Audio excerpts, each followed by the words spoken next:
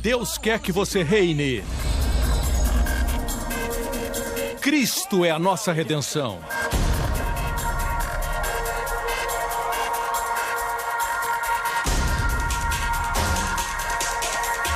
Deus é justo e faz o pecador justo.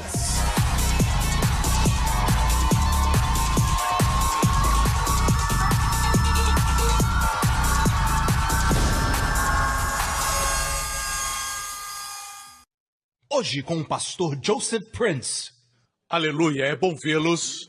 E todos aqueles que nos assistem em Singapura ou em qualquer outro lugar do mundo, para todos os meus amigos da Igreja Grace Revolution em Dallas, todos são bem-vindos. Bem-vindos à Igreja New Creation. Olhe para o seu vizinho, sorri e diga: eu creio que algo bom vai acontecer com você nesse culto. Amém. Com Deus tudo é possível. Glória a Deus, glória a Deus, glória a Deus. Quando nos reunimos ao redor do Senhor Jesus Cristo. Nos reunimos ao redor do seu nome, o nome do Senhor Jesus. Não nos reunimos ao redor do nome de um homem, nem do meu nome e nem da nossa igreja. Não, não, 1000 vezes não. Temos que nos lembrar que somos somente instrumentos, seja o pastor Lawrence, o pastor Lian ou eu, somos instrumentos, vasos nas mãos de Deus. Quando você for abençoado, lembre-se que foi o Senhor Jesus, porque sem Ele nós podemos falar palavras, mas serão vazias, sem resultados. Amém? Mas nós temos o Senhor Jesus Cristo, e a igreja é o lugar onde o Senhor Jesus é a figura central, e nos reunimos em torno dele. Posso ter um amém? Quando ele apareceu no livro do Apocalipse, ele apareceu no centro da igreja. Quando ele foi crucificado no centro entre 2 ladrões na cruz. Jesus disse que onde 2 ou 3 estiverem reunidos no seu nome, ele está no meio deles.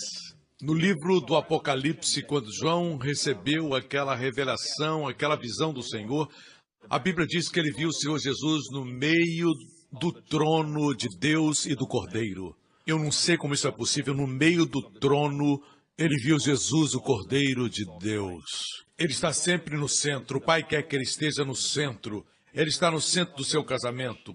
Quando Cristo está no centro do seu casamento, você tem o adesivo poderoso que os mantém juntos. Você não pode viver um sem o outro.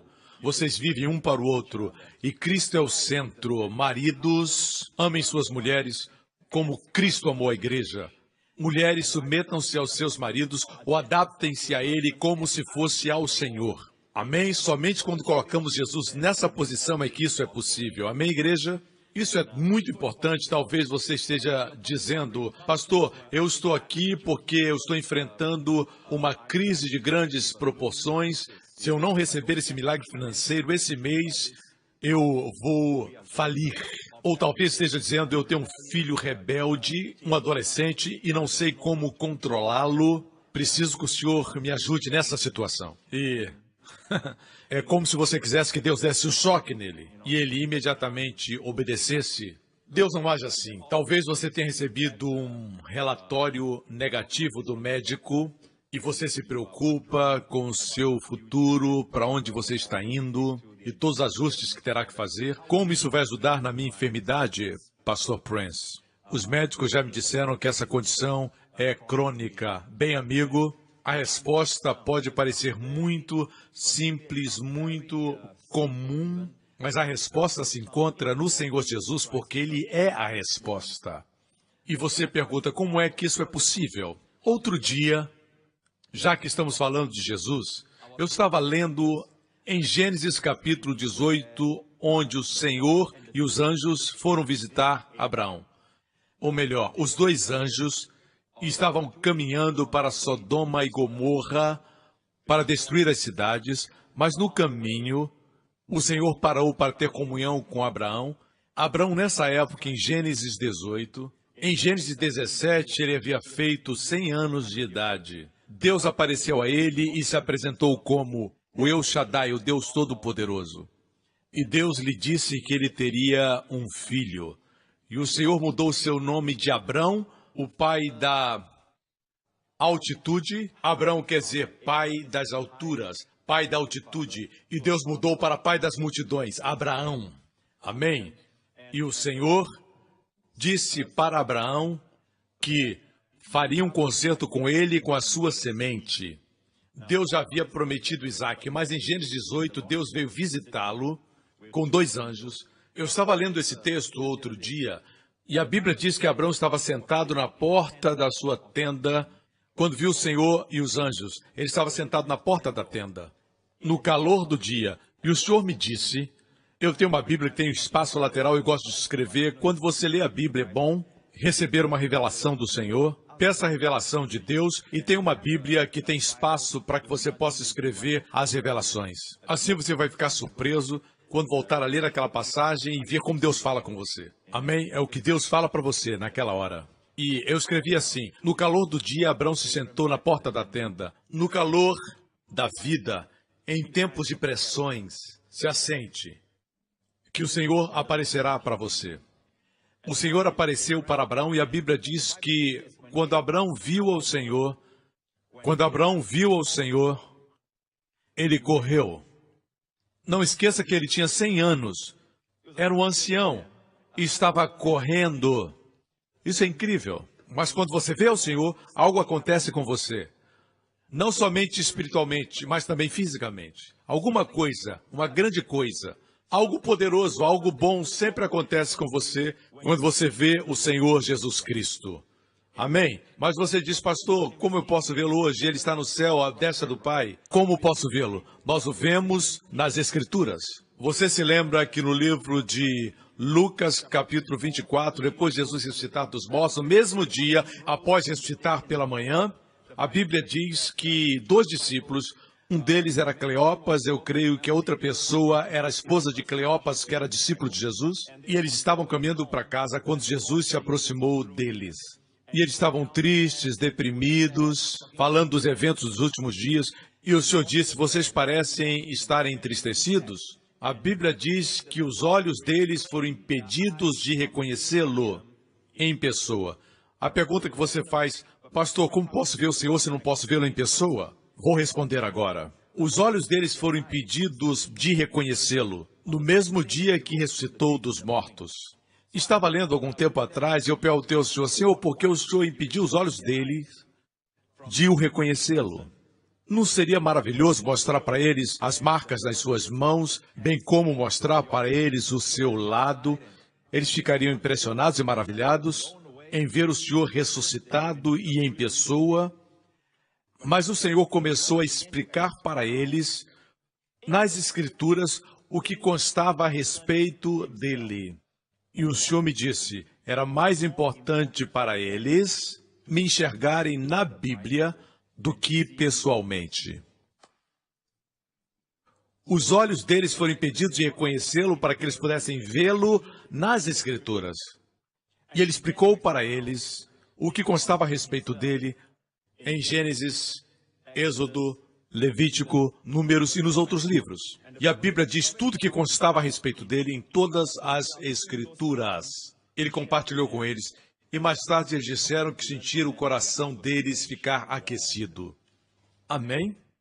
Veja, isso é incrível porque nós pensamos que se enxergarmos Jesus pessoalmente teremos mais fé, mas para o Senhor é mais importante que você o veja nas Escrituras.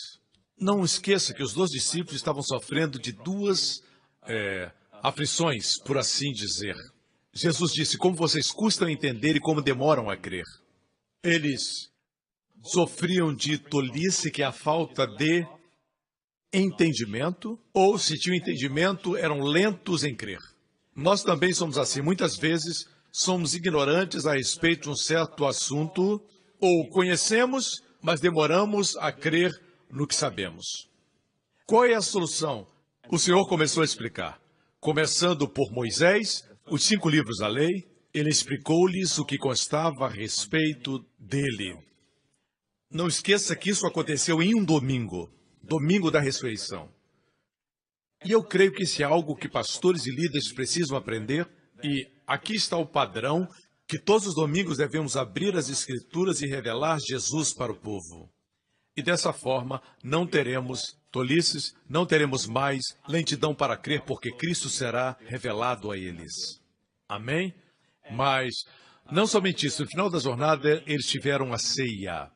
Eu creio que aqui existe um padrão. Todos os domingos devemos explicar as Escrituras com respeito a ele e participar da ceia. O que aconteceu com eles? Eles viajaram 7 milhas de Jerusalém para Emaús, a cidade deles. Quando descobriram que era o Senhor, ele desapareceu diante deles. Quando participavam da ceia do Senhor, naquele momento o Senhor desapareceu. A Bíblia diz que eles se levantaram e disseram, é por isso que os nossos corações estavam ardendo. E a Bíblia diz que eles voltaram imediatamente para Jerusalém, 7 milhas de distância. Algo aconteceu com eles. Receberam forças. Eu estava lendo Isaías capítulo 40. Até os jovens se cansam e ficam exaustos.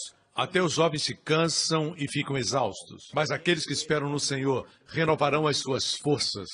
Voam bem alto como águias, correm e não ficam exaustos, andam e não se cansam.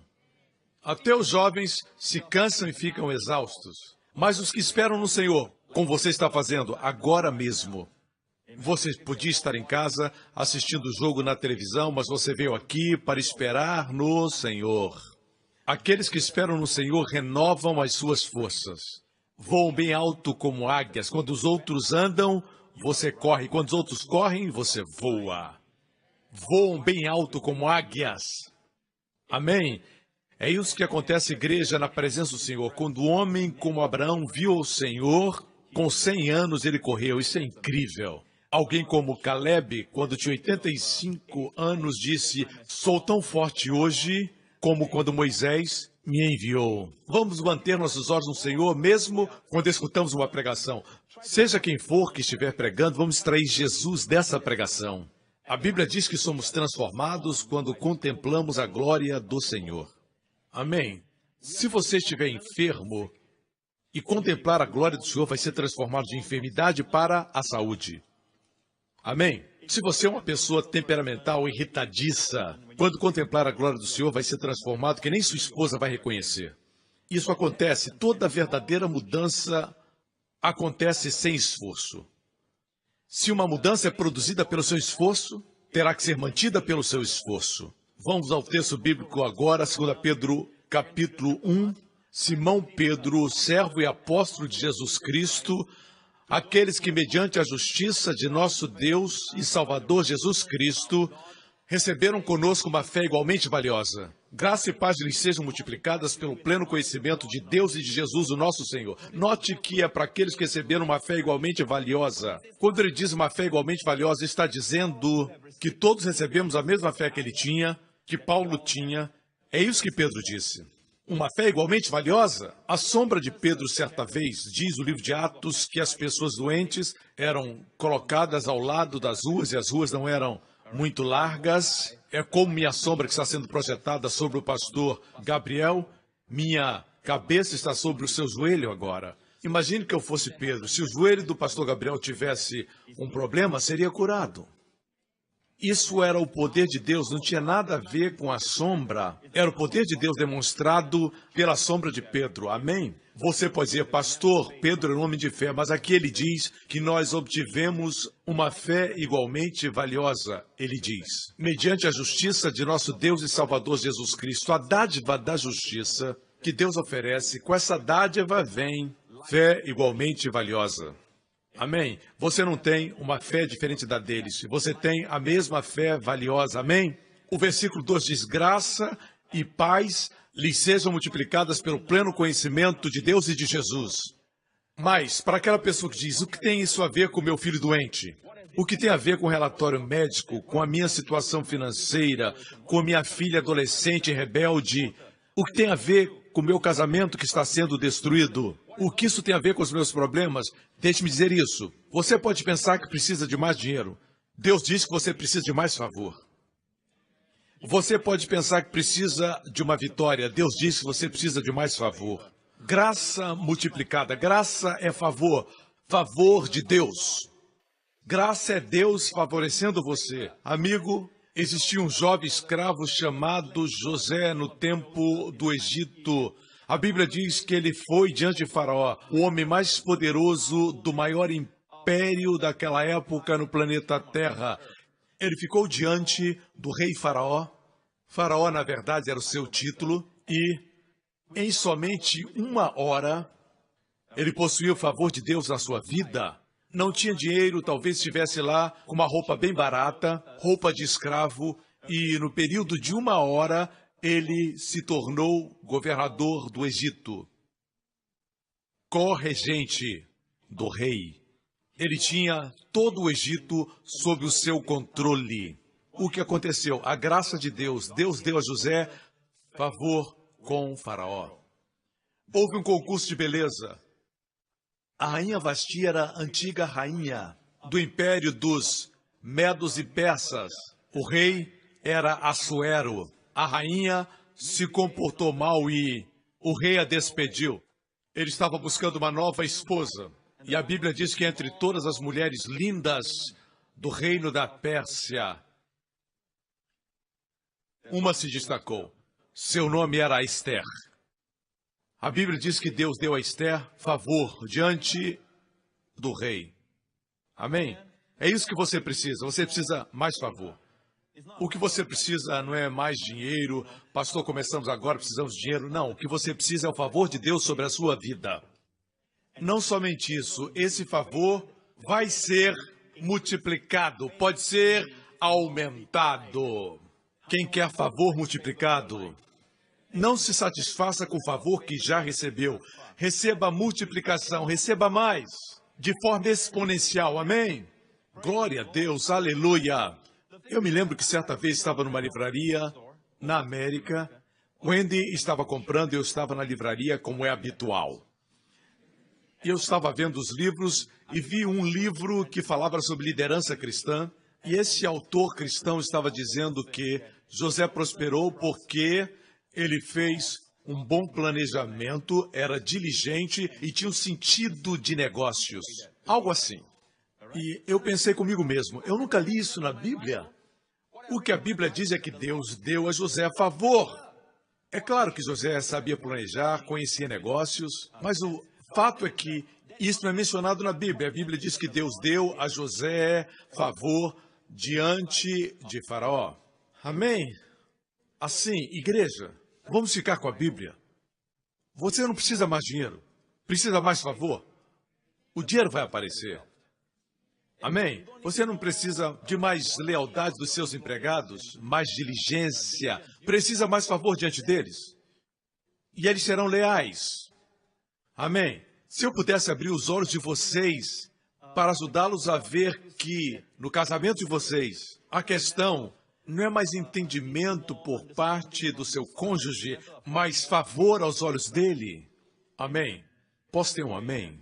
Glória a Deus, eu creio que todo marido deve ter o favor da sua esposa. Toda esposa o favor do seu marido. Temos que pedir a Deus favor para com os nossos filhos e crer que os nossos filhos terão favor para conosco. Amém? Muitas vezes nós podemos não vê-los com favor. O favor é o que mais precisamos. A graça não é outra coisa senão o favor não merecido.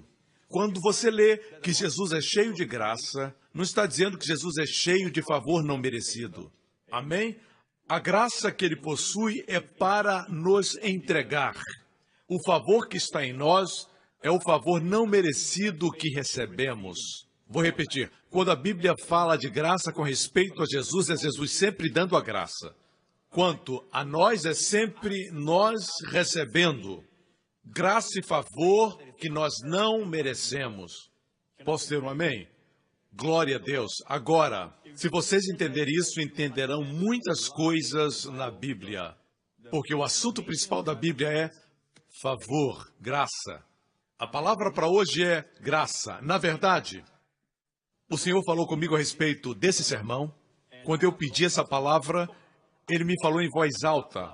Quando digo isso, me refiro à palavra profética. Deus falou pelos meus lábios, como uma profecia que é entregue a alguém. Eu falei comigo mesmo em profecia. Isso acontece sempre. A profecia foi: filha, eu quero que fale a respeito da verdade presente. A verdade presente. Eles precisam entender isso e a confusão de seus corações vai ser dissipada. O entendimento virá e a luz brilhará sobre eles. E Deus disse, eles precisam se fundamentar na verdade presente. Eu já li isso em algum lugar e foi aqui nesse texto, 2 Pedro, capítulo 1, verso número 12. Por isso, Pedro fala pelo Espírito, não deixarei de exortar-vos sempre acerca dessas coisas, ainda que bem as saibais e estejais confirmados na presente verdade. Diga presente verdade. Outra vez. A verdade presente. Quer dizer o quê? Não é uma verdade para o futuro, nem uma verdade do passado. É uma presente verdade. Amém? Voltemos para o versículo 2. Graça e paz vos sejam multiplicadas pelo conhecimento de Deus e de Jesus nosso Senhor.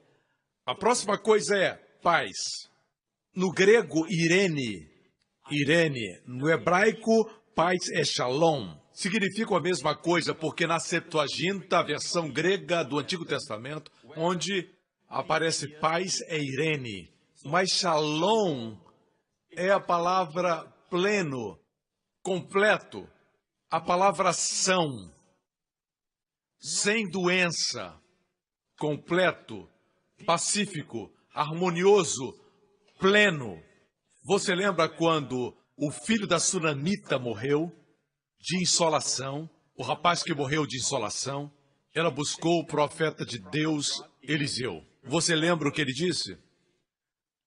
Disse para o seu servo, pergunte a ela, vai bem contigo?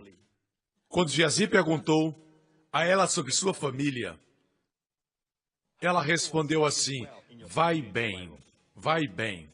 Mas no original hebraico, ela disse somente uma palavra, shalom. Seu filho havia morrido, e ela disse, shalom. Isso não é incrível? Ela disse, shalom, vai bem. Vai bem. Shalom quer dizer tudo vai dar certo. Ela só disse uma palavra, shalom.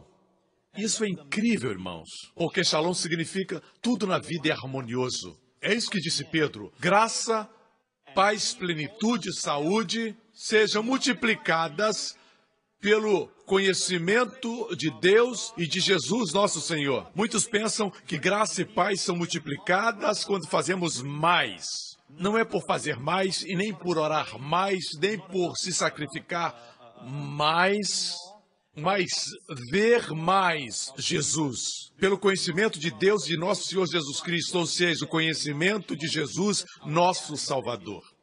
É isso que quer dizer no grego, ter conhecimento. A palavra conhecimento aqui não se refere ao intelecto. Não vem pela leitura de comentários e livros para encher sua cabeça de conhecimento. Por quê? Ler muitos comentários e livros podem encher a sua cabeça. Esse conhecimento, epignosis, alimenta o coração. Isso acontece quando você abre sua Bíblia e pede ao Espírito Santo para ensinar você. As verdades que ele ensina farão você mais humilde. Vai trazer humildade para dentro do seu coração. Ao passo que o conhecimento intelectual faz você ficar orgulhoso. Você acha que sabe mais do que os outros. Isso é sempre o sinal de que inchou sua mente sem tocar seu coração. Não queremos isso. A palavra conhecimento aqui nesse texto bíblico, veja bem que existem muitas palavras para conhecimento no grego. Tem gnosko, gnosis, aqui é epignosis. Quando se coloca o ep antes de gnosis, epignosis quer dizer conhecimento pleno, revelação que Deus dá ao coração. Já aconteceu com você que um dia você disse, entendi. Amém. Como o Senhor é lindo. Que privilégio é entender como estou entendendo agora. Traz humildade para você, faz você grato. Esse é o resultado da epignosis, o conhecimento de Deus e de Jesus nosso Senhor. Quanto mais você o contempla, mais favor você tem. Quanto mais você o vê, mais você tem irene, shalom. Amém? Não estou falando de uma mulher. São nomes de mulheres. Graça é a palavra caris e paz é irene, certo? Nunca esqueça que a saúde está em irene, ou shalom em hebraico. Amém? Tudo que você precisa se encontra nessas duas palavras. Pastor, eu estou solteira por muito tempo, eu preciso conseguir alguém. Preciso de um homem. O que você precisa é favor. Precisa favor, amém? Garanto que o que precisa é favor, amém? É isso que necessita. Vamos ao verso 12.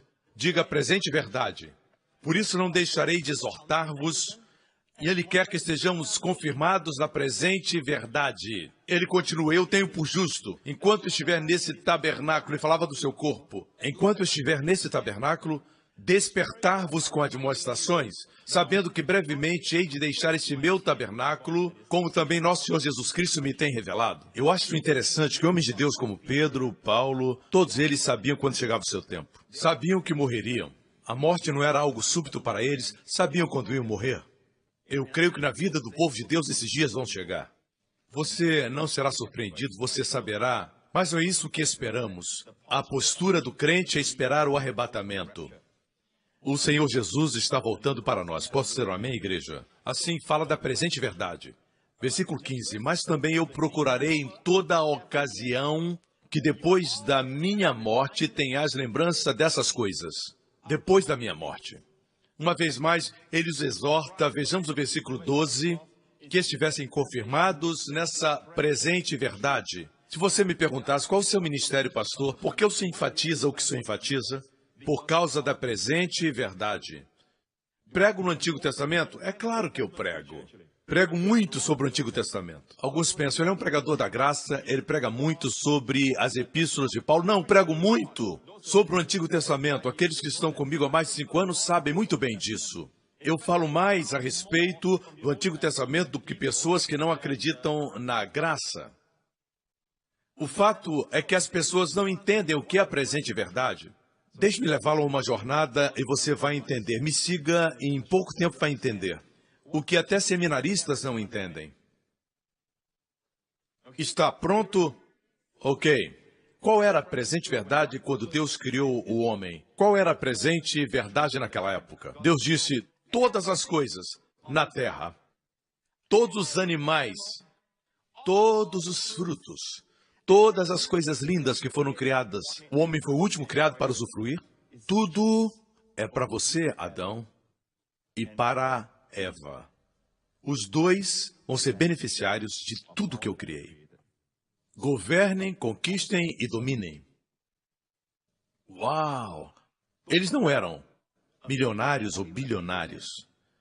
Nenhuma palavra pode qualificar, nenhum adjetivo pode expressar a riqueza deles. Qual era a presente verdade? Essa era a presente verdade. Vamos ver uma ilustração. De todas as árvores do jardim podem livremente comer. Que Deus generoso! Não somente comer, mas comer livremente.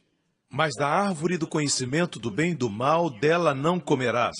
Porque no dia em que dela comeres, certamente morrerás. Assim, de todos os frutos da terra podiam comer, mas um fruto da árvore do conhecimento do bem e do mal não podiam comer. Não coma dessa árvore do conhecimento do bem e do mal. Dos frutos dessa árvore não comam. Você pergunta, pastor, por que Deus fez essa árvore então? A Bíblia diz que Deus criou todas as coisas e depois de criar, ele disse que eram boas.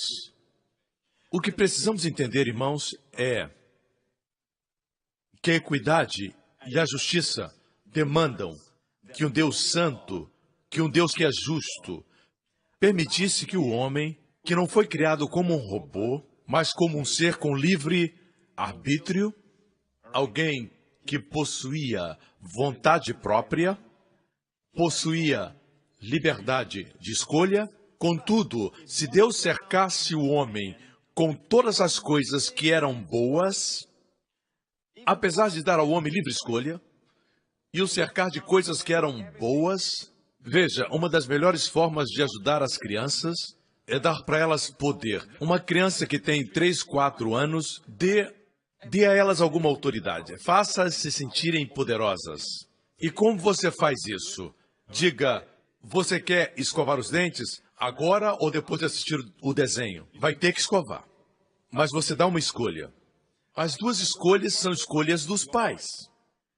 Podem ser 3, e as 3 são escolhas suas. E ele fala, eu acho que eu vou escolher essa. Bom, deu poder. Certo? Assim.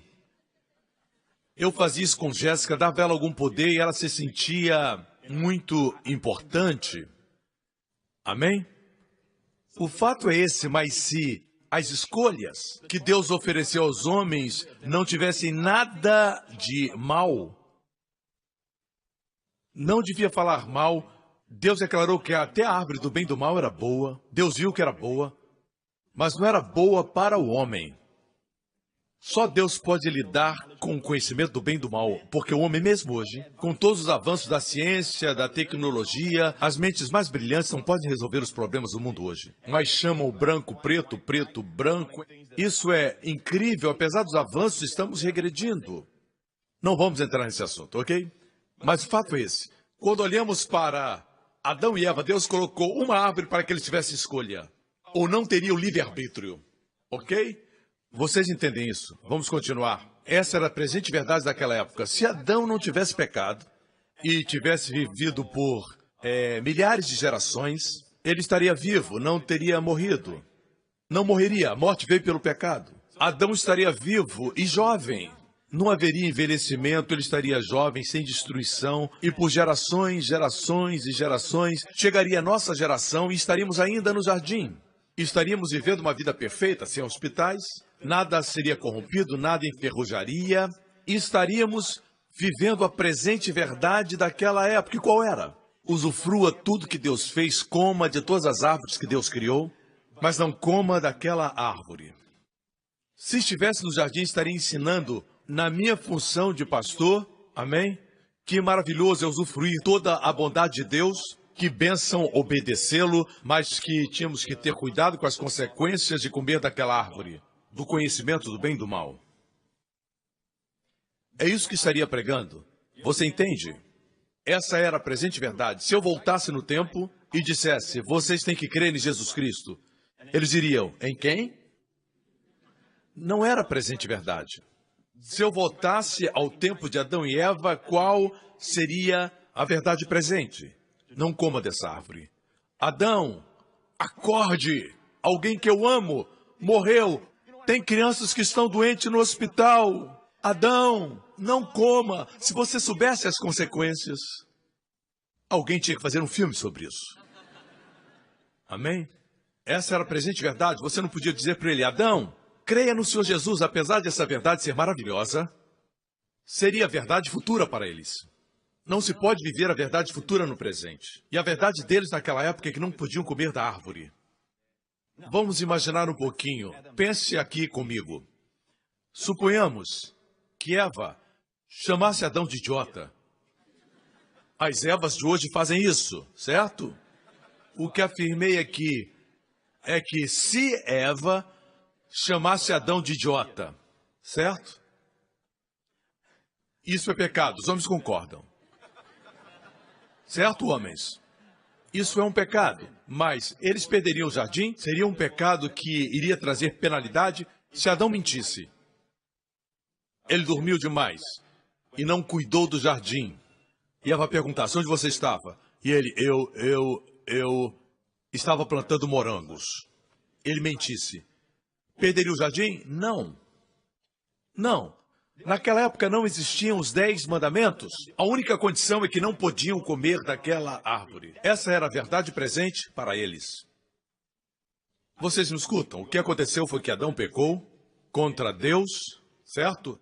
É muito interessante que o diabo não tentou Eva para matar seu marido. Se o diabo tentasse Eva para matar Adão, a raça humana não existiria.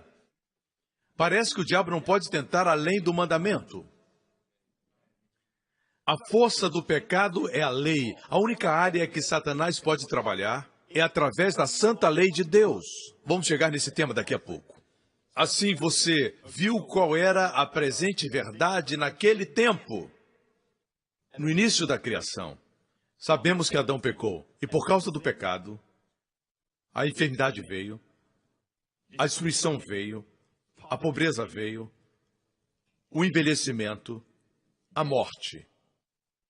Inimizade com Deus. Distância de Deus foi o que o pecado trouxe. E morte, o último inimigo. Deus chama a morte de inimigo. Assim, se viajássemos no tempo até outra época, quando Deus já tinha instituído o sacrifício, e Deus apresentou um tipo de Jesus, que ele viria e seria o cordeiro que tiraria os pecados. Deus disse: a semente da mulher esmagará a cabeça da serpente. Uma profecia sobre Jesus. Os homens têm sementes, não as mulheres, mas é uma profecia do nascimento virginal de Jesus. A primeira profecia foi no jardim. Mas avancemos para o tempo de Moisés. Moisés tirou o povo do Egito e chegaram até o Monte Sinai. Agora estavam no monte. E disseram isso: Kol asher diber Adonai naaseh. Tudo que Deus ordenar, nós podemos cumprir. Ainda não tinham escutado os 10 mandamentos. E a partir daí, Deus disse a Moisés: diga para o povo não se aproximar. Até um animal, se tocar no monte, morrerá. O tratamento de Deus mudou. Deus não estava longe deles quando os trouxe do Egito. Ele estava na coluna de nuvem durante o dia e na coluna de fogo durante a noite. Ele estava muito próximo. Nunca havia dito não se aproximem, nunca, até o Sinai. E no Sinai, quando eles se orgulharam e confiaram na sua capacidade, na sua justiça própria, Deus se distanciou e disse: é assim que querem que trate vocês? Aqui estão os 10 mandamentos. Ou seja, precisamos entender que, como Paulo disse em Romanos capítulo 5, a lei veio, estude a palavra veio em grego. É proseukomai, que quer dizer a lei veio pelo lado. A lei veio pelo lado, não é a agenda principal de Deus. A agenda principal de Deus é a graça. A lei veio como um adendo. Veio pelo lado, foi adicionada. Também está mencionado em Gálatas, ok? Assim, Deus disse: é assim que querem que trate vocês? Veja, Deus os tirou do Egito não pela bondade deles, mas pela sua bondade. Deus abriu o Mar Vermelho não pela fidelidade deles, mas pela sua fidelidade. Deus os conduziu e nas águas de Mara, Deus adocicou a água, deu Sprite para eles. Deus fez isso por causa da sua bondade e gentileza, e não por causa deles. Nada tinha a ver com eles. Tinha a ver com a aliança de Deus com Abraão, que era incondicional. Eles eram somente beneficiários. Mas apesar de tudo isso, no Monte Sinai, eles se orgulharam da sua própria justiça. Eu quero afirmar para todos os judeus que me assistem que o problema do orgulho não é somente dos judeus. É um problema do ser humano, da humanidade. Judeus e gentios, todos somos orgulhosos. Em nós mesmos. Quando Jesus veio para Israel, os fariseus foram aqueles que não receberam o Senhor. As prostitutas, os pecadores, os publicanos, todos receberam. Mas os fariseus, porque confiavam na sua própria força e sua própria justiça, não receberam. Portanto, esse problema não é só dos judeus. Não fiquem com raiva de mim. Não estou afirmando que somente o povo de Deus é orgulhoso. Eu estou dizendo que toda a humanidade, todos os seres humanos têm esse problema. Mas a nação judaica é apresentada por Deus como um protótipo de toda a humanidade, uma figura da humanidade. Ok? Amém? Assim Deus disse: não querem que eu trate vocês baseado na graça? Querem que eu trate vocês baseado na obediência de vocês, na justiça de vocês? Dizendo: me abençoe porque sou bom, me abençoe porque sou fiel. Justo. Deus diz: tudo bem. Se é assim que querem, aqui estão os 10 mandamentos. Então, no próximo capítulo, ele deu os 10 mandamentos escritos em pedra. Daí em diante, essa era a presente verdade. Não existia mais uma árvore para não comerem. Aquela verdade era a verdade do passado. Essa agora era a presente verdade. Vocês me escutam, irmãos? Eu quero mostrar algo. Quando eu vi pela primeira vez isso, Patrick estava desenhando isso e eu disse para ele: a tradição rabínica diz que a pedra era safira. Para aqueles que gostam dos significados dos nomes da Bíblia, Ananias e Safira foram os primeiros que morreram. Certo? Ananias, significa graça de Deus.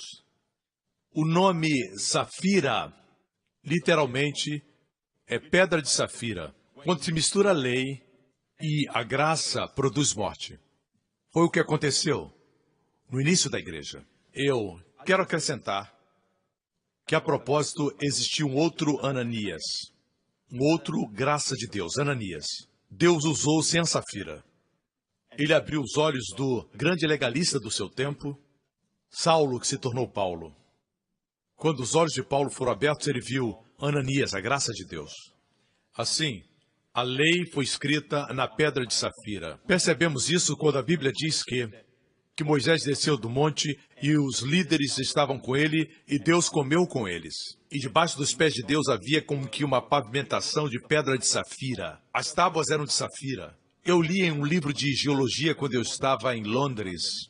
Eu li um livro na livraria e vi sobre essa pedra e diz que ela surge no extremo calor. E dá todas as informações. Eu disse, por que não? A presença de Deus era como fogo consumidor, trovões e relâmpagos. Quando Deus desceu no Monte Sinai e, imediatamente, aquele terreno se tornou safira. Deus escreveu as leis na safira, eu vou mostrar agora. Era assim que parecia. A primeira ilustração foi de uma pedra normal. Eu sou provavelmente o único pastor no mundo que mostrei os 10 mandamentos assim, na pedra de safira. Ok? De qualquer forma, eu gosto de ser o mais exato possível.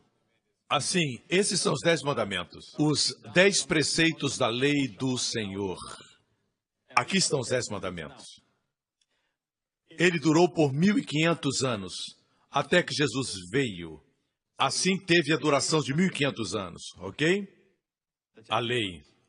Quando nós lemos o Antigo Testamento, lemos a respeito dos reis de Judá e dos juízes, como Deus os julgava. Deus julgava se obedeciam ou não aos seus mandamentos. Essa era a presente verdade. Amém? Eu disse, essa era a presente verdade. Não seria possível.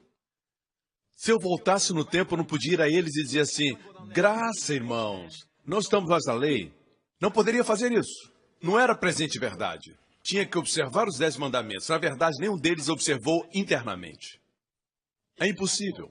Eles podiam não cometer adultério, mas na mente eles despiam uma mulher. O que se exigia naquela época era cumprir externamente. Escutam, se não matassem ninguém, ótimo. Mas o ódio no coração não era julgado. Quando Jesus veio, ele disse de forma bem clara que odiar alguém é homicídio. Ele valorizou o que está dentro.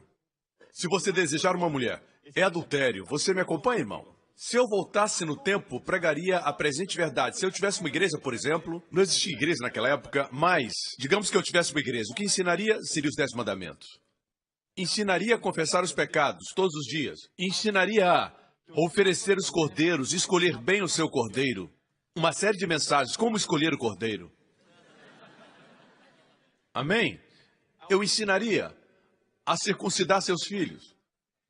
Começando com você. Certo? Se quiséssemos as bênçãos do Senhor naquela época, tínhamos que obedecer à presente verdade naquele momento. Tínhamos que agir assim, irmãos. Vocês entendem? O problema é que quando as pessoas começam a ler o Antigo Testamento e começam a olhar todas essas coisas, começam a pensar. Você diz, Pastor Prince, as pessoas no Antigo Testamento só tinham as bênçãos quando obedeciam, por isso Deus rejeitava alguns. Isso é porque essa era a verdade daquela época. Me escutam, irmãos. A lei foi dada por Moisés e durou um período de 1500 anos. E Jesus veio. Mas a graça e a verdade vieram por Jesus Cristo. Eu disse, a graça e a verdade vieram por Jesus Cristo. Hesed ve'emet em hebraico. Vieram por Jesus Cristo. Essa é a diferença. A lei foi dada por um servo. A graça e a verdade vieram. Não foram dadas, vieram pelo Filho. Nunca coloque o servo acima do Filho. A verdade não estava desse lado. Apesar da lei ser verdadeira, a lei vem de Deus, a lei é santa. Eu nunca disse que a lei não é santa. Mas a verdade está do lado da graça. Graça e verdade. Não é lei e verdade, graça e verdade, não. A lei, graça e verdade. Graça e verdade são uma palavra. No grego, é uma palavra singular. Graça e verdade veio, é como estar no grego. Isso não é usual. 2 palavras correspondem ao plural. Mas aqui, graça e verdade veio. Por exemplo, a gente diz, o pão com manteiga caiu. Esquece. Só para que você saiba que Aqui é onde estamos. Mesmo Jesus, quando estava lendo as Escrituras, na sinagoga, ele abriu o rolo em Nazaré, a cidade onde havia sido criado. Ele abriu em Isaías 61 e ele conhecia a presente verdade. Ele leu: o Espírito está sobre mim porque me ungiu para pregar boas novas aos pobres, curar os quebrantados do coração, abrir a visão aos cegos. Depois leu: o ano aceitável do Senhor. Ratzon, o ano do Ratzon, o ano do Senhor, o ano do favor de Deus, da bondade de Deus. E ele fechou o livro, a Bíblia diz. Na verdade, se ler Isaías 61, vai ver que diz: pregar o ano aceitável do Senhor, vírgula, tem uma vírgula, depois o dia da vingança do nosso Deus. Jesus não leu a respeito do dia da vingança. Sua primeira vinda não foi o dia da vingança. Foi o ano aceitável do Senhor. E este ano já está durando mais de 2000 anos. O ano é maior que o dia, dia da vingança, ano dos favores de Deus. Eu gosto de falar disso? É claro que eu gosto. Essa é a presente verdade. Assim Deus diz em Jeremias, Deus diz: farei um novo concerto, certo? Hebreus 8 diz: se a primeira aliança, a primeira aliança são os 10 mandamentos, a lei. Se a aliança fosse perfeita, não seria necessário procurar lugar para outra. Deus, porém, achou o povo em falta. Alguns acham que sou eu que encontro problemas na lei. Mas foi Deus que encontrou. Falta neles. É incrível que Deus encontrou falta em algo perfeito. Isso porque seu povo era um povo fraco. Deus encontrou falta no sistema perfeito porque o povo era imperfeito. Versículo 7, se a primeira aliança fosse perfeita, quer dizer, a primeira aliança não era perfeita. Versículo 8, Deus, porém, achou o povo em falta. E disse: estão chegando os dias, declara o Senhor, quando farei uma nova aliança com a comunidade de Israel e com a comunidade de Judá. Não será como a aliança que fiz com seus antepassados, quando os tomei pela mão para tirá-los do Egito. Portanto, aqui fala dos 10 mandamentos. Deus diz: não será como aquela aliança. O Novo Testamento não é como a primeira aliança. Visto que eles não permaneceram fiéis à minha aliança, eu me afastei deles, diz o Senhor. Verso 10. Esta é a aliança que farei com a comunidade de Israel depois daqueles dias, declara o Senhor. Porei minhas leis em suas mentes e as escreverei em seus corações. Serei o Deus deles e eles serão o meu povo. Note que quem faz tudo é Deus. O povo não precisa fazer nada. Deus diz: porei minhas leis em suas mentes e as escreverei em seus corações, para que façam o que eu quero.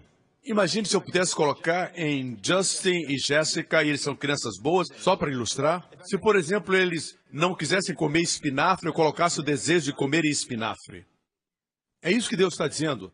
Eu porei, eu escreverei, serei o Deus deles, eles serão meu povo. Essa frase é poderosa. Eu serei o seu Deus, eles serão meu povo. Quer dizer, quando você estiver enfermo, ele será o seu Deus. Ele curará. Se alguém for pobre e ele for o seu Deus, essa pessoa será rica.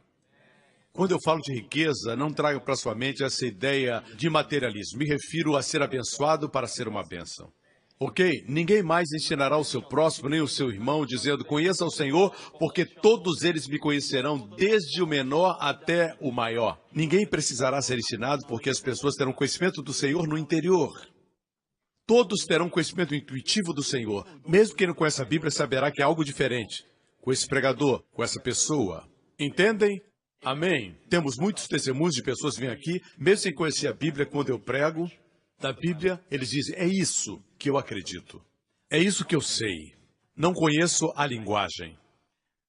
Meu amigo Matt Crouch, da TBN, me disse isso muitas vezes. Joseph, já tinha experimentado a graça, mas você acrescentou a teologia da graça. Colocou a teologia na graça. Ele disse: o apóstolo João disse que ele escrevia, não porque não conhecesse a verdade, mas porque conheciam a verdade. Escrevo porque conheceis a verdade. Era uma confirmação. Vocês entendem? Vamos concluir agora. Todos eles me conhecerão, desde o menor. Deus é tão gentil que começa com o menor. Desde o menor até o maior, versículo 12. Essa é a cláusula que faz tudo acontecer. Por quê? Roti, no grego. Por quê? Porque porei minhas leis em suas mentes, serei o seu Deus, eles me conhecerão. Por quê? Porque eu lhes perdoarei a maldade, não me lembrarei mais dos seus pecados. Não me lembrarei mais dos seus pecados. No grego é uma negativa dupla. Nunca, jamais me lembrarei dos seus pecados. Porque na primeira aliança Deus disse, eu visitarei os pecados de vocês até a terceira ou quarta geração. Deus se lembrava do pecado e visitava o pecado, mas aqui diz que Deus não se lembraria mais dos pecados. Nunca mais irá punir. Punir seus filhos e punir os filhos dos seus filhos. Você não precisa mais pagar a conta. Ela foi paga na cruz. Você não tem mais expectativa de mal no seu futuro. Você tem o capacete da salvação, uma expectativa de bem. Essa é a presente verdade, irmãos. Eu estou muito feliz com ela. E as pessoas que creem na antiga verdade, pessoas que ainda se firmam na antiga verdade, lutam contra a verdade presente. Pedro diz, estejais confirmados na presente verdade. Eu vou morrer, vou deixar meu tabernáculo, mas eu peço que vocês permaneçam confirmados na presente verdade. A presente verdade, nossa posição para com Deus. Nossa justiça diante de Deus. Vejamos a ilustração do novo mandamento. Veja, Deus disse, porque serei misericordioso para com as suas iniquidades e de seus pecados e suas prevaricações não me lembrarei mais. Digam-me qual a parte do homem, o que o homem tem que fazer. Quando Deus diz que será misericordioso, diga-me qual é a parte do homem. Somente crer. O justo viverá da fé. Quando cremos, todas essas coisas acontecem. Porque muitos crentes não querem as coisas de Deus. Porque muitos crentes não veem Deus sendo seu Deus. Porque não acreditam na cláusula que faz tudo acontecer. Serei misericordioso para com suas iniquidades. Eles não acreditam que Deus é misericordioso e que seus pecados foram perdoados. Existem pessoas que ainda pregam a maldição geracional e que Deus se lembra dos pecados, mas aqui diz que Deus não lembra mais dos nossos pecados. Existe um exército que está pregando essa verdade no mundo inteiro. Antes eu pensava que a minha voz era solitária, mas agora não é mais. Amém? Vocês entendem? Essa é a verdade presente. Se alguém disser, você está negando a lei. Não, amigo. Assim como os que receberam a lei não negaram a lei do Éden. Não. Era a presente verdade daquela época. Essa é a nossa presente verdade. Crer que seus pecados estão perdoados. Uma das características da lei era confessar seus pecados para ser perdoado. Daniel fez isso, Neemias também, até João Batista. Os que o procuraram não eram salvos, não podia ter salvação sem a morte de Cristo. Os discípulos foram a João Batista confessando seus pecados. Essa ideia de que somente os cristãos confessam seus pecados não é verdade, porque os que vinham ser batizados por João Batista confessavam os seus pecados. Era uma tradição dos hebreus, que não foi usada por Paulo, que foi apóstolo dos gentios, mas foi usada por Pedro, Tiago e João. E aparece em 1 João 1,9. Mas o senhor crê em confessar pecados? Vou dizer isso uma vez por todas. Alguns estão me interpretando mal. Eu nunca afirmei que é errado confessar pecados, que você não deve confessar seus pecados. Mas digo, por que confessamos os pecados? Confessamos os pecados porque fomos perdoados. Lembra da ilustração do livro Caixa, no meu livro O Poder de Crer Corretamente? Naquele livro eu menciono, se alguém tem uma dívida muito grande e tem um livro Caixa, que registra as dívidas, ele não quer ver aquele livro, correto? Mas se alguém paga a sua dívida, ele abre o livro Caixa, ele pode ver o que devia com alegria, porque tudo já foi pago. E ele sente uma profunda gratidão para com o seu benfeitor. Não tem mais problema em olhar para as dívidas e nem confessar seus pecados para outra pessoa, dizendo, veja o que o senhor fez por mim. Você sabe que foi perdoado. A Bíblia diz assim, e vou traduzir como está no grego. Se confessamos presente nossos pecados, Ele é fiel e justo por ter nos perdoado os nossos pecados e por ter nos purificado, isso já aconteceu, de toda a injustiça. Ou seja, fomos perdoados, por isso confessamos. Se você não confessar, não quer dizer que você não tenha sido perdoado. A ideia de que precisa confessar antes de Deus perdoar, escraviza você, irmão. Na Bíblia inteira só tem um versículo que apoia essa visão e está em 1 João 1,9. Outro texto é confessar os pecados uns aos outros. Isso é outra coisa. Quando você fala com alguém, confessa seu pecado dessa pessoa, isso não fala de Deus. Não é para receber perdão de Deus, mas para liberar você da amargura, para que a cura venha.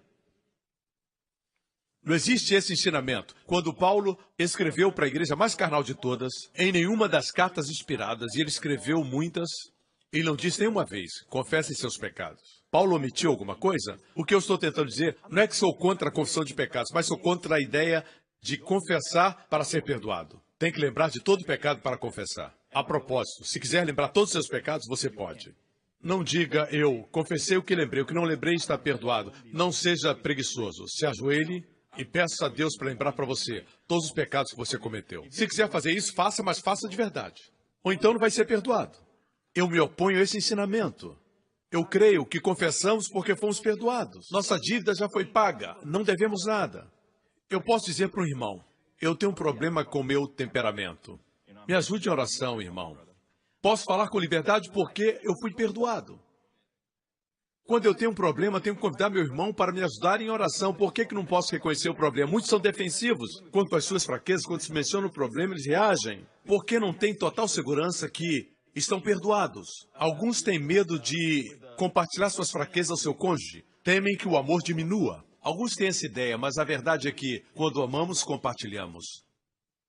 Essa é a presente verdade. Vocês estão aprendendo? Está ajudando? Somente quando sabe que é perdoado, você confessa seus pecados.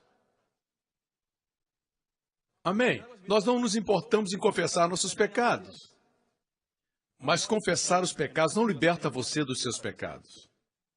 Não tem problema confessar pecados. Pessoas que são agnósticas e, a propósito, dizem que ensinamos que a primeira epístola de João foi escrita para os agnósticos. Nunca dissemos isso. Não coloque palavras na minha boca. Amém? Ei, seja um homem de Deus honesto. Fale a verdade, mesmo se você discorda, fale o que é correto.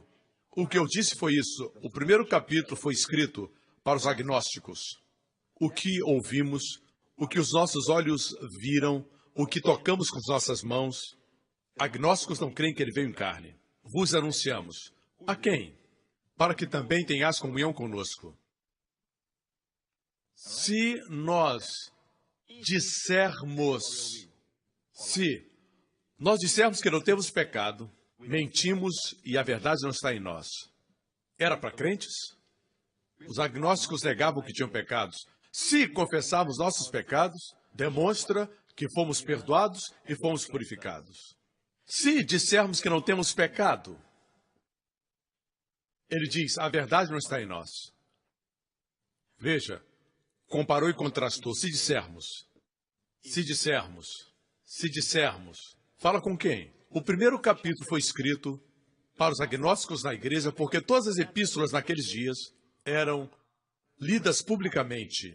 Assim como Romanos 10, versículos 9 e 10, as pessoas dizem, pastor, todas as cartas foram escritas para os crentes. Eu concordo.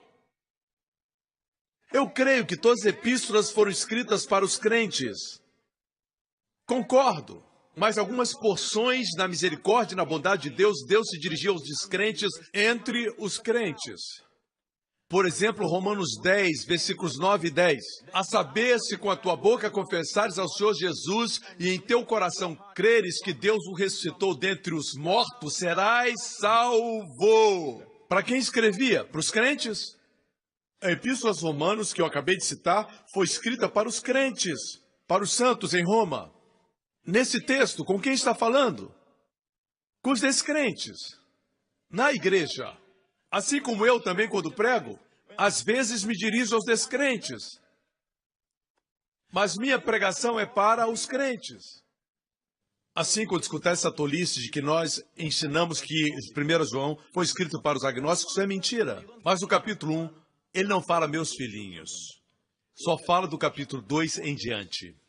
Capítulo 2, 12 diz, meus filhinhos, vos são perdoados os pecados. Tempo perfeito, já foram perdoados pelo seu nome. Alguns dizem, existe perdão paternal e perdão judicial. Todos fomos perdoados judicialmente, mas precisamos perdão paternal. E a expressão filhinhos é paternal? Escrevo-vos porque vos são perdoados os pecados. Perdoados está no tempo perfeito. Pode checar. De uma vez por todas. Está dirigida aos filhinhos? Também não é perdão paternal? Através da história, grandes homens, homens sinceros, no século XIX, ensinaram que quebramos a comunhão. Por isso temos que pedir perdão, mas não quebramos o relacionamento. Deixe-me dizer, no grego, a palavra comunhão e a palavra relacionamento, que quase sempre é traduzida como comunhão, é uma palavra só, koinonia, que pode ser comunhão e também pode ser relacionamento. Se perder uma, perde a outra. Isso é possível porque você é consciente de pecado e evita. Se você deve a alguém e não pode pagar, você evita essa pessoa. Essa pessoa ama você e não tem nada no seu coração. Essa pessoa está disposta a estender o prazo para que você a pague. Mas você não sabe, quando você vê essa pessoa, você a evita. Quando você a vê no shopping, você vai para o banheiro. Por que isso? Não tem nada a ver com aquela pessoa. Ela já decidiu perdoar você de toda a dívida. Mas a dívida está na sua consciência. Por isso, se você quer confessar seus pecados, vá em frente. Não tem problema, mas não pense que é nesse momento que você é perdoado. Esse é o problema que eu tenho. Quando você crê nisso, o diabo diz... Antes de você orar pelo enfermo, o diabo diz, já confessou seus pecados? Ou naquele momento exato, ele lembra a você alguma coisa que você fez, que esqueceu, ele traz para a sua mente, para que você tenha consciência do pecado, até confessar. O que estou dizendo? Na presente verdade, você confessa porque foi perdoado. Na antiga verdade, você confessava para ser perdoado. Era a verdade válida. Na lei, eles confessavam para os pecados serem perdoados. Quando confessavam, tinham que trazer um cordeiro. Hoje, não trazemos sacrifícios. Portanto, durante o tempo da lei, a verdade válida era que você tinha que perdoar para ser perdoado. Mas, na presente verdade, você perdoa porque já foi perdoado. Efésios e Colossenses nos dizem isso. Sob a lei, você confessava para ser perdoado. Era impossível confessar todos os pecados. Na lei, era impossível guardar todos os mandamentos no coração, só no exterior. Mas na graça, você confessa porque foi perdoado. Como se não fosse suficiente, deixe-me dizer que a palavra confessar é homologeo, homólogos. Falamos o mesmo que Deus fala. Em primeiro lugar, Deus diz que pecado é pecado. Em segundo lugar, Deus perdoa os seus pecados. Se você confessar os seus pecados, a Bíblia diz, deve dizer, Pai, eu fiz isso e aquilo, eu agradeço porque o Senhor já me perdoou. Isso é homologeo. É isso que faço quando peco e reconheço que pequei. Eu agradeço a Deus por já ter sido perdoado. Uns dizem, mas isso vai produzir licenciosidade. Mas eu afirmo, a consciência do pecado traz licenciosidade. Amém? Está aprendendo? Vamos para Filipenses. Paulo escreve, e seja achado nele não tendo a minha justiça, que vem da lei. Por um tempo foi a verdade no Antigo Testamento, mas a que vem pela fé em Cristo, a saber, a justiça que vem de Deus pela fé. Amém? No passado, se dirigiam a Deus como Elohim, como Adonai, como Javé, El Shaddai. É muito bom, e repito, é muito bom estudarmos os nomes de Deus. Já ensinei sobre os nomes, já recebi revelações que são incríveis. Amo estudar sobre os nomes de Deus. Ensinei quando falei do Salmo 91. Mas o nome que Jesus veio revelar, o nome que veio manifestar para os seus discípulos foi o nome Pai. É a presente verdade. Se você se aproxima de Deus sempre dizendo Deus, Deus, por isso não sente o seu amor, não sente que a fé é liberada ao seu coração. Quando diz Pai, isso já é uma oração. Ele vem, imparte fé. Imparte o seu amor, responde às orações, imparte fé para saber que já foi feito. Amém? Vamos para Gálatas 4:6. E porque sois filhos, Deus enviou aos vossos corações o Espírito do seu Filho que clama, Abba, Pai. O motivo por que eu peço para o meu filho me chamar de Abba é para que um dia, quando ele ler esse texto, que fala de Abba, Pai, pela graça de Deus eu quero ser um bom pai para ele, ele diga, Deus é como Abba, por isso eu peço que ele me chame de Abba. Também tenho que ensiná-lo que também sou papai. Assim que já não és mais servo, mas filho, quando você fala Abba, Pai, você sente que não é mais servo, é filho. Chame-o da forma correta e você estará na posição correta. Assim que já não és mais servo, mas filho, se és filho, és também herdeiro de Deus por Cristo. Um versículo que quero mencionar. Sabe por que os filhos de Israel não entraram na terra? Vejamos Jeremias 3:19. Mas eu dizia, como te porei entre os filhos? A palavra hebraica aqui é ben, filhos. Como te porei entre os filhos, disse Deus. Está falando com Israel, aqui em Jeremias. Como te porei entre os filhos e te darei a terra desejável, a excelente herança dos exércitos das nações. Como te darei a terra? Como te darei a nação mais linda de todas as nações? Como colocarei vocês na terra desejável? Como colocarei entre os filhos? Como darei a excelente herança entre todas as nações, a excelente herança? Como farei isso? Como lhes darei a terra prometida? Mas eu disse, veja bem, mas eu disse, tu me chamarás meu pai. E de mim não te desviarás. Ou seja, quando me chamarem de pai, não se desviarão. Não fala isso como mandamento. Se me chamarem de pai, vocês não se desviarão. Por isso Jesus disse, eu lhes guardei pelo teu nome. Quanto mais pastores e líderes ensinam ao povo a chamar Deus de pai, Deus manterá o povo. Essa é a presente verdade. Não tem problema ensinar sobre El Shaddai e Elohim. Eu também ensino muito. Na minha mensagem sobre o Salmo 91, eu falo a respeito de todos os nomes de Deus. 4 nomes bem claros e um oculto. Então, quando isso vai acontecer? Versículo 18 diz, naqueles dias andará a casa de Judá com a casa de Israel e virão juntas da terra do norte para a terra que dei em herança a vossos pais. Eles virão do norte, da Rússia. Apesar de existirem 2 aplicações, eles vieram do norte da Babilônia, mas a profecia é dupla, fala de quando vierem do norte da Rússia, e no verso 19 diz, tu me chamarás meu pai, e darei a terra desejável. Quando chamamos Deus de pai, nos tornamos herdeiros de Deus. Muitas vezes nossa oração é só pai. Alguns foram feridos por seus pais terrenos, alguns não têm um pai, alguns foram abusados pelos pais. Por isso, quando você fala pai, você se sente na defensiva. Mas deixe-me afirmar que existe um pai que ama você. Um pai com quem estará seguro.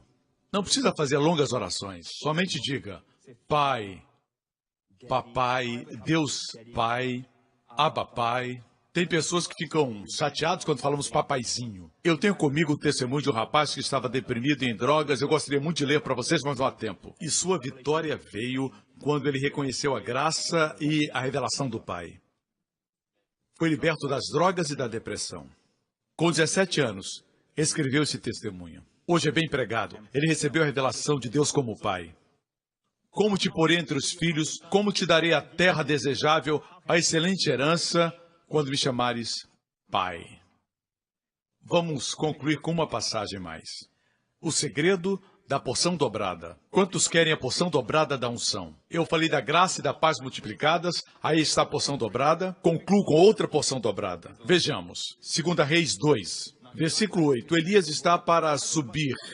Então tomou sua capa, provavelmente um manto de oração, e feriu as águas, as quais se dividiram para os 2 lados e passaram ambos em seco. Sucedeu que, havendo eles passado, Elias disse a Eliseu, que era seu servo, seu sucessor, pede-me o que queres que te faça antes que seja tomado de ti. E disse Eliseu, que haja porção dobrada do teu espírito sobre mim. Até esse momento, Elias havia realizado 13 milagres, além daquele que vai acontecer aqui, ser arrebatado numa carruagem de fogo, 14. Quero que você saiba que no final da vida de Eliseu, ele realizou 28. É o dobro. Como Eliseu recebeu porção dobrada? Como recebeu porção dobrada? Tenho escutado muitos falarem, foi o jejum, foi a oração. Não sei onde encontraram isso, nesse texto. Eu vou falar baseado nas Escrituras. Haja porção dobrada do teu Espírito sobre mim. Próximo versículo. E disse, coisa difícil pediste, se me vires quando for tomado de ti, tudo tem a ver com contemplar Jesus. Se contemplar, é abençoado. Se ver, é curado. Se ver, se me vires quando for tomado de ti, assim se te fará. Porém, se não, não se fará. E sucedeu que indo eles andando e falando, eis que um carro de fogo com cavalos de fogo e os separou um do outro. E Elias subiu ao céu num redemoinho. Ele não morreu, ele estava vivo. O que, vendo Eliseu, clamou. Ele clamou, Abi, Abi, meu pai, ou Abba. Abi é meu pai, carros de Israel e os seus cavaleiros. E nunca mais o viu, e pegando as suas vestes, rasgou-as em duas partes. Também levantou a capa de Elias, o manto de oração de Elias, que dele caíra, e voltando-se parou à margem do Jordão. Verso 14, e tomou a capa de Elias, que dele caíra, e feriu as águas. E disse, onde está o Senhor Deus de Elias? Quando feriu as águas, elas se dividiram de um ao outro lado, e Eliseu passou. A unção veio sobre ele. Voltemos ao versículo 12 e eu vou concluir. Eliseu o viu subir, certo? Elias subindo é uma figura de Cristo subindo. O Espírito não havia sido dado porque Jesus não havia sido glorificado. Contemplar Jesus glorificado e receber a unção sempre andam juntos. Mas o que acontece quando alguém recebe o Espírito Santo? Diz que ele clamou, meu pai, meu pai. Nós clamamos, Abba, Abba. E ele disse, carros de Israel e seus cavaleiros. Toda a comitiva veio para dar boas-vindas a Elias. Uma comitiva, carruagens, bem como cavaleiros. Certamente seres angelicais. Eu afirmo que esse é o segredo da porção dobrada. Porque Cristo subiu, você pode dizer, meu pai, e se enxergar cercado de cavaleiros angelicais, carruagens, você não está sozinho. Porque muito tempo atrás, numa cruz solitária, Jesus olhou para cima e ele estava sozinho. E ele clamou, meu Deus, Eli, Eli, lama sabachthani. Por que me abandonaste? Eli, Eli, é meu Deus, meu Deus. Ele nunca chamou o Pai de meu Deus, nunca na terra. Sempre o chamava Pai, meu Pai. Essa foi a primeira vez que ele chamou o seu Pai, meu Deus, para que nós possamos clamar, meu Pai, meu Pai. Ele disse, por que me abandonaste? Para que clamemos, por que tens me abençoado? Ele fez sozinho, para que nós vejamos os carros de Israel e seus cavaleiros. Amigo, você é abençoado pelo que ele fez. Tem porção dobrada. Viva, viva a presente verdade. Amém? Aleluia! Cabeças baixas, olhos fechados nesse lugar, bem como os que assistem nos outros auditórios. Amigo, não é por acaso ou coincidência que você está aqui. Eu creio que Deus o trouxe aqui. Você que assiste, não é por acidente. Eu creio que Deus queria que você ouvisse o que acabou de escutar, a pregação do Evangelho. Deus quer que você saiba que Ele o ama e você não está sozinho. Onde estiver nos assistindo, Deus quer que saiba que não está sozinho. Ele sabe onde você está e o que está passando. Amigo, esse mesmo Deus enviou seu Filho para morrer na cruz por nossos pecados. Deus, sendo santo, não podia varrer nossos pecados para debaixo do tapete. Ele seria injusto. Deus tinha que punir o pecado, mas a Bíblia diz que ele é amor. Deus não queria punir seus pecados no seu corpo. Por isso enviou seu filho unigênito, o filho que ele amava, o filho do qual disse: esse é meu filho amado, em quem me comprazo. Esse filho foi entregue por você na cruz. E Cristo o redimiu da maldição da lei. Cristo levou todos os seus pecados no seu próprio corpo. Por suas pisaduras fomos curados. Ele nasceu, ele foi amaldiçoado, ele foi julgado para que você seja abençoado e aceito. Como ovelhas nos desgarramos. E Deus colocou sobre Jesus a iniquidade de todos nós. Amigo, deixe-me lhe dizer que Cristo não permaneceu na cruz. No terceiro dia ele ressuscitou dentre os mortos, e aquele mesmo corpo que 3 dias antes levou nossos pecados, o mesmo corpo que levou nossas enfermidades, ressuscitou dos mortos sem elas. Amigo, você está nele. Ele não ressuscitou para ele mesmo. Assim como não foi para a cruz por si mesmo. Ressuscitou por você. Hoje, se aceitar a Cristo, será um ser ressurreto num corpo ainda mortal. E esse corpo também será salvo quando ele voltar. Onde quer que você esteja agora, você pode estar no quarto de um hotel, ou talvez numa prisão, ou estar assistindo em algum lugar com seus amigos essa pregação, mas nunca tomou a decisão de colocar sua confiança em Cristo. Eu quero ajudá-lo agora a fazer essa oração do seu coração. E Cristo se tornará real na sua vida, como seu Salvador e Senhor. Diga: Pai Celestial, eu agradeço por seu amor, por enviar Jesus Cristo para morrer na cruz por meus pecados. Ele foi julgado para que eu seja abençoado. Obrigado. Ele foi desamparado para que eu não seja. Ele clamou: meu Deus, para que eu possa clamar meu Pai. Ó Pai, Pai, meu Pai, meu Pai, Jesus Cristo é meu Senhor e Salvador. Em nome de Jesus. Amém. Fiquem de pé para a bênção. A bênção não é para acalmar e nem para confortar.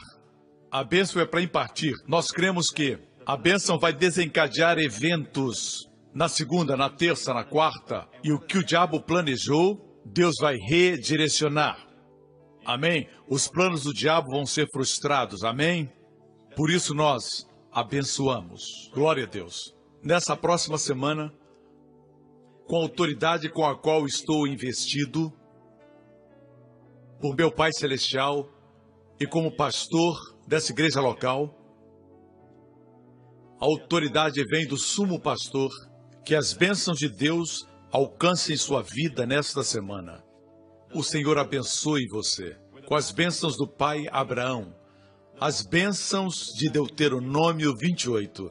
O Senhor guarde você e os seus amados de todo perigo, de toda infecção, de toda doença, de toda adversidade, do homem mau, dos poderes das trevas e dos poderes do inimigo. O Senhor faça a sua face brilhar sobre você e seja favorável para com você. Que esteja no lugar certo e na hora certa durante esta semana. O Senhor levante a sua face sobre você e conceda a você e a sua família sua shalom, paz. No nome do Senhor Jesus Cristo, amém, amém e amém. Graça e paz. Obrigado por sintonizar no programa de hoje com o pastor Joseph Prince, da igreja New Creation. Estamos certos que você foi abençoado. Para mais informações sobre a igreja New Creation, acesse o nosso website newcreation.org.sg. Lá você poderá se inscrever no nosso devocional diário do pastor Joseph Prince. Seja incentivado e fortalecido todos os dias e saiba o quanto Deus lhe ama através destes devocionais. Acreditamos que o seu dízimo pertence à igreja a qual você frequenta. E oramos para que você seja grandemente abençoado, altamente favorecido e profundamente amado.